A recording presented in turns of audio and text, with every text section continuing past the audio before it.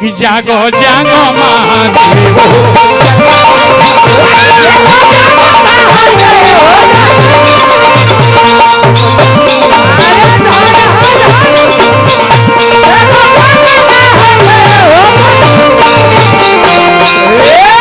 मरद के भाव हो बनवासी भैया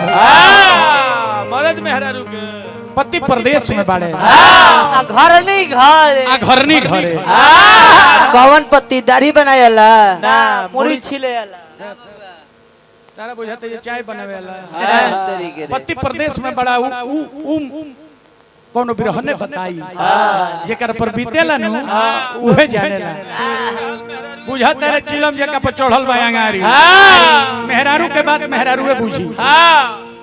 सुदर्शन भाई कहतर जे हम मर्द के रोल मेहरारू के रोल में क देनी हो तो कोनो खराब ना करनी है भाई इनके मेहरारू शिव चर्चा में रहली है डॉक्टर साहब सुदर्शन भाई गावे गावे गावेले जिले जिले गावेले आ उ गावे गावे गावेले कौची जी शिव चर्चा अच्छा हम गलत बात कुछ नहीं कह सकत ना ई रहले रामायण के गौनिहार हो इनकर मेहरारू शिव जी के जगह गावेले एही गन हमनी के दोनों भाई का प्रोग्राम रहे संग ही चल गई नहीं जा हमनी के जौन व्यवस्था भइल अपन भोजन भोजन ई त बेचारू 12 बजे के बाद भोजन करेले तो कहले कि सुना तू बनाओ ना के धो दो दादा हम 12 बजे हमारो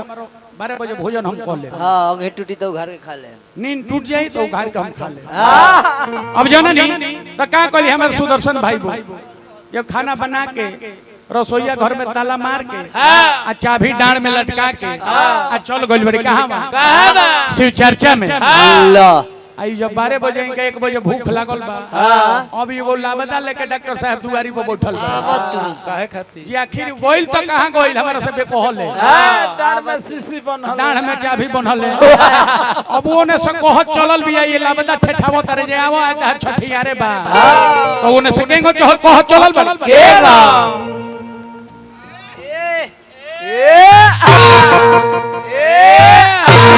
मारे रे अरे बना रहो भौजी बना रहो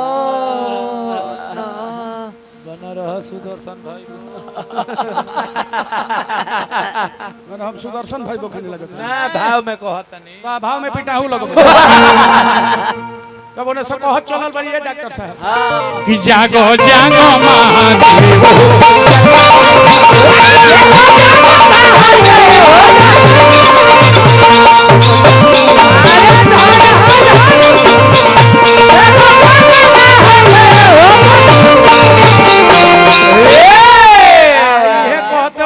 चलल बड़ी तले ई खिसिया के पगड़ी बांध के कहतर जरा आव का पूछतरी ते अपना के का पूछतरी मौगी कहते कि तू अपना के का बुझे लो तू याद जे कल ही गांव भर से पूछत यहाँ पे खोले हमार पेट फटता ते कहां गरली सो अब तो हम गरे न शिव चर्चा में महादेव जी के जगह गरलू हो आ हाय महादेव जी भूखे के चुट छोड़त रहे ते अपना के का बुझात रही तो इनकर मौगियो कहते कि तू अपना के का बुझात रहे तो ई कहतर कि तने खिजानत हमरे विषय में